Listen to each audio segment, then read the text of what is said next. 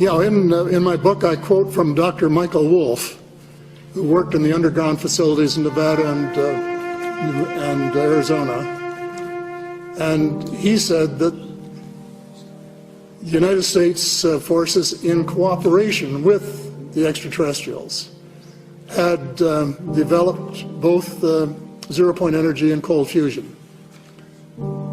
And these are the things people have been searching for forever. It's sort of like making gold out of lead, which I'm told they can do now too if they want to.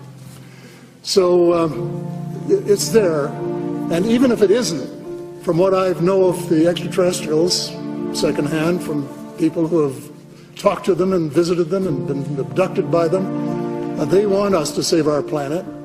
They would give it to us if the United States Air Force would stop shooting at them. But we've got to persuade the Americans that we don't want a world where somebody's got to master the world by armed force. We want a world where we change our priorities and get rid of these huge defense expenditures and use the money to provide food and shelter and education and clothing for people that don't have any. A different kind of world altogether than what we've had. And that they shouldn't take the extraterrestrials on for size, which they seem determined to do. But this is an interesting point. General Eisenhower said, beware of the industrial military complex. What he was really referring to was the fact that he had lost control of ET file. Nelson Rockefeller, it's an interesting name, he had hired him to work out who would run the thing. And a lot of the responsibility was turned over to private enterprise. So that the government of the United States has lost control of a whole pile of stuff that's going on out there.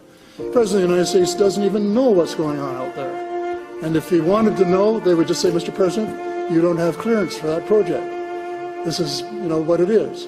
But getting back to the point, either the technology exists, which I believe, or they would give it to us if we treat them like friendly neighbors and collaborators in the cosmos instead of as enemies that they were originally designated.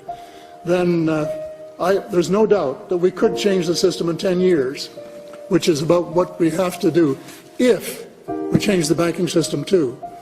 So we've got the money in order to be able to do it.